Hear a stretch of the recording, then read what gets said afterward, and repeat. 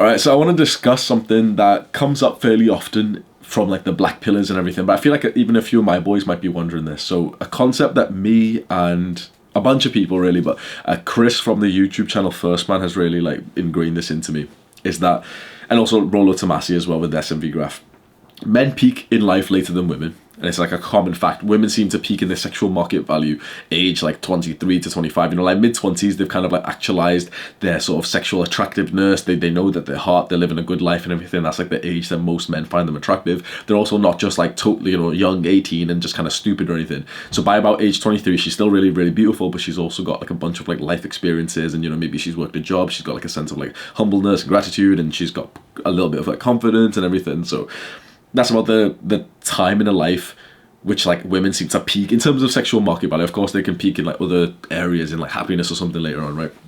And sexual market value for men is way later because we seem to have a bunch of different attractiveness traits for women. So women aren't just attracted to looks. It's definitely important, especially when you're young as well. When you're 18, it's like, you know, it's the only thing that people care about. It's like your TikTok jawline and shit. But as you get older and you're like dating girls who are like mid-20s and everything, yeah, they still care about looks 100%. You still gotta be attractive. But like now they start to care, like, you know, is this guy ambitious? Has he got a good personality? Is he confident? Is he dominant? Is he a leader? Has he got like a good job? Has he got a good career? Is he business? You know, all this, like loads of different things. And so for men, we seem to peak like 35 to 40. So this is generally accepted by a lot of people online. But then, of course, the black pillars, but even I think a bunch of my following might critique this, because they'll be like, okay, but if men peak at like age 35 or 40, why are so many 40-year-old men sexless, depressed losers? The answer's kind of obvious, so I don't think this video really needs to be long, but like, I've seen this question come up, and they're like, oh, you know, but like, look, like men aren't having that much like sex with like new partners and everything. You know, you couldn't be a 40-year-old sleeping with a 25-year-old. You absolutely can. It's just that most men, any age, are fucking losers. It's just how it works. Most men at any age are losers. Whether that's at 18, whether that's at fucking 15, or if that's at 30 or 60 or whatever age, most men at most ages are losers. So the issue is that most of the men that you've seen who are age 40, you're not going to see many like successful, single, still guys who, you know, who are like getting girls, who are still confident in shape, because most men are just fucking losers. Most men start drinking fucking beer and pints and go to the pub, like in the UK, like they go to the pub and like get drunk and everything. And, you know, it's okay to do that every now and then, but it's fucking sad. And like, imagine you start doing that when you're 18, or a lot of people here start at fucking 16 and 15 and shit, and you do it once a week, couple times a month, every single month for like fucking 15 years. So of course then you see men who, you know, 25, let's say they're 28, they're roughly average or anything, you know, like a decent job, they've got like an okay car, you know, they're somewhat like doing okay, then eventually get a girl who's like, he's kind of like ugly, the girl's kind of ugly, but you know, like, oh, we found true love and everything, and then like, you know, they get married, house, kids, mortgage, car, whatever, and then divorce 10 years later on average, and then, okay, now the guy's 40, he's broke, he's lost everything in the mortgage and everything, and like, he's depressed as fuck, he's like stressed as fuck, he's missing sleep, he's got a shit job now, and do you know what I mean? So you can see how it plays out. You can see how most of the 40-year-olds you'll ever come across are going to be total fucking losers, because it's just the way of the world. The thing is, I could change that number 40 to any number. Most of the 25-year-olds you'll meet are losers. But it's this specific thing of like this disbelief that a lot of people online have, because it's this thing about, no, but Hamza, men don't peak at 35. You know, it's not going to get better, because look, there's loads of 35-year-olds who are broke and sexless and everything, they're still losers. But that's because they haven't done the right thing. I think me and Chris perhaps need to clarify this. I don't think we will. To be honest, we probably won't. But like, it might be valuable to some losers if we clarify this. Like, oh yeah, like when we say things like, you know, like we peak later in life, you know, like you can get girls if you do self-improvement. The idea is like, yeah, like if you do the work, if you do the right things, I've got like it's common fucking sense. But some people will say, no, but like Hamza, look, I'm almost 35 and I'm still a fucking loser. We're like, bro, like you're fat. You've been drinking for the last 10 years. What the fuck's wrong with you? You sleep like 6 hours. I don't need sleep. Shut the fuck up, bro. Dumb cunt. Oh, mental health is gay. Shut the fuck up. No, that's why. Bro, it's on you. If you see some like 35, 40-year-old who's like a loser, bro, it's on him. This isn't like a problem with the framework that we're giving you. This is just the fact that people aren't playing the same game. They opted out a long time ago. They chose instant gratification over delayed gratification. In their 20s, they still fucking coped. Oh, video games are fun. Shut the fuck up. I'm not an alcoholic. Shut the fuck up. You will get what you deserve. So if you end up being a 40-year-old loser, bro, it's because you did the actions to deserve that 100%. Of course, you know, some dramatic, you could be mortally disabled or something, but like, we're going to assume you're part of like the 98% or 99% of people, which like nothing like, you know, weird fucky stuff happens, right? You're going to be part of like most people, right? You deserve what happens to you, bro. You 100%, you deserve the life that you end up with. But a lot of people get confused with this topic because they're like, no, Hamza, like men, or to Chris, like, no, men don't get better at age because, you know, most men over 35 they're obese. And well, yeah, what the fuck? Like, you still have to do the work, bro. I think it's very valuable. No one's probably going to do this, but I was going to say, like, you should, like, you know, go get exposure to the men who are doing good, but it's kind of like they'd be invisible to you because we're fucking spurgs compared to them right now. Imagine the 40-year-old millionaire man who's, like, still sleeping with 25-year-old beautiful women and everything. He's got, like, a beautiful girlfriend or something, successful business and everything. We're never going to see that guy right now. And, you know, you might do everything if you're, like, in that industry or something. We're probably not, right? So this is where the disbelief of young men comes from, is because the only 40-year-olds that we actually see are total fucking losers. But at the same time, you've got to realize that every fucking guy that we see are losers anyway. My mind truly changed when I joined the gym that I often speak about. It's 10 times more expensive than gyms around here. And it's really fucking weird. It's 10 times more expensive. It's literally like £100 more expensive. So most gyms here are like 12, 15 pounds or something. This gym's like 120, 130 something, right? So it's £100 more expensive per month. It's like £3 per day. It's like, maybe it's my privilege or something, right? But I don't think it's like that much expensive. When I tell people the price, that's what happens to them. I tell people the price, like they ask me, oh, how much is it? And even when I was on the cheaper membership, I was on like one of the like the other ones, and it was like £70. They'd be doing this shit, like not even like taking the piss or anything. They'd be like taking it back without realizing, like. But I don't know what the point of that was, just to insult these broke motherfuckers. But inside this gym, obviously, it's like a premium gym and everything, and the amount of like high standard older men that I've seen is insane. Now, of course, there's a bunch of older men who still look like, no offense, truly no offense to them, I'm just gonna like say this unfiltered, they still kind of look like bad. You can tell they haven't truly been taking care of themselves. They're just kind of like signed up for the gym and everything. But there's a bunch of guys, bro. There's a fucking bunch of guys who are like good looking. They're old, I'd assume like late 40s or something. Fantastic shape. Like there's guys who are like way fucking stronger than me, who are like in better shape than I am. And it's so weird. Like they seem to know a lot of the girls there. So I didn't really like truly, like I kind of believed this thing of, you know, men peak later. But I had never seen it. I just kind of like visualized it and just, you know, it seemed realistic. Up until I joined this gym, now I fucking see it. One of the first few days I'm seeing like this guy come in. He'd like, the Instagram model girls, like all of them like knew him. Now, you know, he might just be friendly, who knows. But it's like, it really does show you like, you're not going to see something like that in your normal life right now. It's just something to keep in mind. It's important to know where your belief is on this, because sometimes, you know, I feel like I overlook things like this, you know, like, you know, self-improvement and life plan and everything, but this is fucking important. Like, this is one of the most important things, like, the most important things we're doing is, like, lifestyle design, life setup, life plan.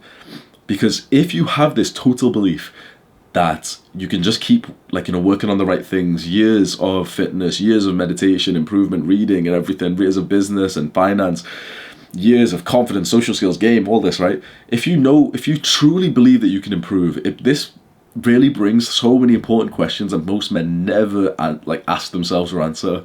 And you might be one of the very few men who actually like take the opportunity to stare at a fucking wall and answer this question for you. What do you want your life to look like? If you have the confidence that you are going to be better now in 15 years than you are now, let's say you're 20, in 15 years your life is going to be infinitely better, unrecognizably better than it is right now, how would you do things differently? Because there is a big chance that you will still go on to live a normal life and you'll still do the whole thing of like marriage, kids, mortgage, age 28, just like on average with like everyone else. Unless you have this ingrained in your mind that you know for a fact another, let's say you're 28, 27, you know for a fact another 10 years you'll still be way, way, way, way, way better. So you wouldn't think to like settle down at that point. I haven't done too many videos like this, and I could, you know, potentially try and like get into it and everything. just go watch First Man's channel. If you binge a bunch of his videos, yeah, you know what, I've made this channel quite low effort, where I don't have to, like, you know, change the description or anything. I literally just write the title and upload the video. But for this video, because I think this is fucking important, and for maybe there's like a couple hundred guys who are still watching right now, because literally these videos, like, they get views and everything, but like 9% of people watch them after like a few minutes, because there's no editing or anything. So there's probably a few hundred people, 1,000 people who are like really interested in what I'm talking about right now. What I'll do, I'll go onto Chris's channel, and there's like a 5-10 videos that have really ingrained this idea into me, and it's like, it's completely reshaped my entire life. Honestly, it's completely reshaped like the life I was gonna live. And I think it really does start with belief. If you have like the growth mindset, if you have this mindset where, like, yeah, like, of course, like, if you believe you can become successful in pretty much every industry, every job, everything, then you're on the same level that I am and like Chris is.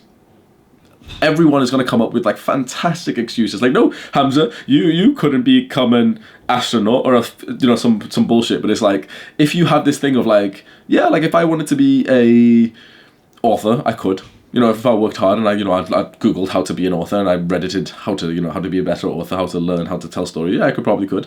If I wanted to learn how to be a gardener, I could. If I wanted to learn how to be a boxer, I could. Do you know what I mean?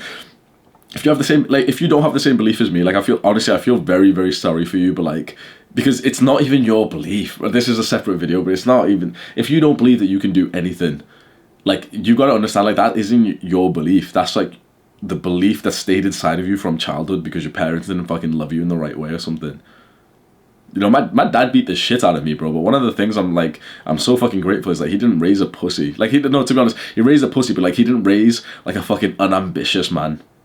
That's like, I'm so fucking grateful that, like, the beatings I got was all about, and, you know, the mental trauma I got was all about kind of like safety and anxiousness and everything. But I'm so fucking grateful that I didn't turn out to be like a lazy fuck, and I didn't turn out to be like an unambitious guy who didn't believe in himself, because that's fucking worse, bro. I get anxious thoughts. I think motherfuckers are literally trying to stab me. I think, like, people are literally like out to fucking attack me because of the shit that I went through as a child. Like, that's like my belief system, right? And then, you know, obviously I'm trying to make progress and everything, but that's what my mind believes. But I am so fucking grateful that I'm not a guy who, like, just thinks like, oh yeah, you know, like, I couldn't do that, I couldn't get that girl. It's fuck that, bro. I should make a separate video on, like, belief. I think it's literally the most important topic that, like, we're barely speaking about. I've spoke about a fair amount of this channel here. But if you are one of the few men who believe that, yeah, this is true, like, I'm gonna keep getting better with time,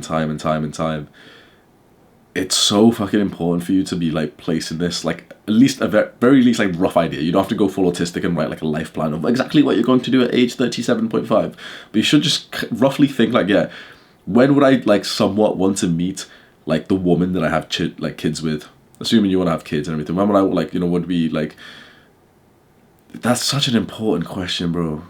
I said this to a religious guy, right? He's my friend. I think he watches these videos as well. But we discuss, like, in-depth topics every now and then. And I told him, right, the issue with religion right now, I should make this video's got so many fucking different topics and everything, but the issue with religion right now is that, okay, you're not going to have sex before marriage, you're only going to get into, like, a serious relationship for marriage. But we're both in our 20s, and it's too early for that. And it's very difficult to, like, stay single and, like, celibate in your 20s when you're so fucking, like, not, like, honestly, like, we're horny because of testosterone, but, like, I'm horny for love in a sense. Does that make sense? Like, 100% I have a sexual desire, but honestly, the biggest thing that, like, when I visualize, like, fucking a girl, it's not about, like, you know, and, you know, you get those, like, sexual thoughts, like, multiple, like, honestly, hundreds of times a day for me, honestly.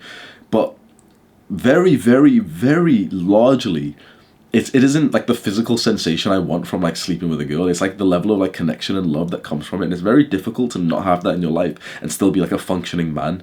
Because love is, like, a fucking fundamental, like, sex is there in, you know, Maslow's hierarchy of needs. Sex is a fundamental need next to breathing. Think about that. A psychologist, a world-renowned psychologist, puts sex as the most fundamental need along with breathing, drinking water, eating, and excreting. Along with breathing, he put sex. I personally want to change that to, like, love, because, yeah, sex is, like, you know, it's essential for reproduction and everything, but, like, it's very realistic to think, like, yeah, like, I don't need to have sex as much as, you know, I need love, as much as I need, like, water or to drink water or to like breathe oxygen or some shit. But I think love should be there instead of sex, because I think that's what essentially like he was trying to like come across with or something, right? It's that important. So it's really, really difficult to like not to like abstain from that in your 20s. So the idea is, okay, do you go with society's sort of idea of, you know, like marriage and kids and religion and everything, and do you get into the serious relationship in your 20s so that, you know, like you don't feel so deprived from it? But then the issue is that if you didn't get into that serious relationship in your 20s and you kept on working on yourself, you kept on growing, you undoubtedly, this sounds really like harsh to say, but you undoubtedly would attract better women 10 years down the line. Like, I know that if you got a girlfriend right now, I know this sounds fucking harsh, but just, you know, this is fucking hard to do, right? If you got a girlfriend and you do what I'm about to say, I've got fucking respect for you. But even if you're single or anything, right, just do this thing, right? Think about the girls who are into you right now. Think about a girl who, like, wants you. Like, you know, it's fucking sick this girl wants you, right? Just think right now, another 10 years, 15 years of fitness, another 15 years of self-improvement, of reading books, of educating yourself. Imagine 15 years of learning about fucking spirituality and philosophy and like developing your fucking virtues. Imagine the man you'd become, and the finances, you know, all the real world type of stuff, like the money that you'll have, the lifestyle setup, the confidence, the car, and you know, like everything. Imagine, like, I don't think those things are like so big, but of course they would, like, of course contribute to the women who are into you, right? But I'd say the biggest thing would be personality development, and like you'd become like a fucking man, right? So imagine the woman who's into you right now at age like 20, 25, and then imagine the woman that you'd be getting at like age 35. It would not even be close, because you wouldn't be close, right? You would not be like the same person if you carried on with self-improvement. And so of course you would be 10 times better than who you are right now. And so you would expect that the woman you'd be attracting by that point would probably be 10 times better too. And this is such a weird, like, fucky thing to be thinking about, bro. This fucking pained my mind for months, because I was thinking, like, yeah, that sounds really true. I really, really want love and intimacy in a relationship right now. I want it more than fucking anything, bro. Like, I know a lot of, like, everyone, like, online disagrees and they say that it's not so important. Bro, it is to me. 100% it is to me. It's the most important thing of my life. 100% is, like, the love of a woman. 100% is. I'm not even, like, 0.1% uncertain of that. I'm 100% certain that's the most important thing. And, like, to eventually have kids and, like, raise the kids as best. That's my core purpose. I know for a fact it is. To abstain from that for, like, 10 years to reach that point is fucking difficult. So what do you do? In a simple way, which sounds kind of harsh, it's like, we would be settling if we got into a serious relationship right now. It sounds very, like, unattractive, quite, like, hostile to say that's settling, but, like, what else could it be? If we get into a serious relationship in our early 20s, like, the woman, you know, okay, we're gonna have kids with this girl, we're gonna, like, grow old with this girl and everything, we would be settling, because if we waited 10 years and we're, like, really, really on our shit, then we would be attracting the better woman with that. And, you know, it sounds so, like, harsh to say it with maybe a girl who, like, hasn't done anything wrong and everything, but these are things that I really, really fucking think about. And it's making me, like, I need to spend more time journaling. I think I've journaled a lot about this shit, but I think this is, like, I said this to this religious guy, right? I really respect this guy. He's a Christian. He's, like, a very, very good man. He's a good friend of mine. And our skin was fucking, like, what's that term? Like, you know, their hair stands up. Because I told him, bro, like, this is the most important decision of our lives. I said, do you want to be a father? Like, that's going to be the most important thing. Like, that's going to be your biggest project. He was, yeah. I said, me too. So the woman that we have kids with, that decision of, like, who the mother of our children is going to be is the most important decision we will ever make. Is it not?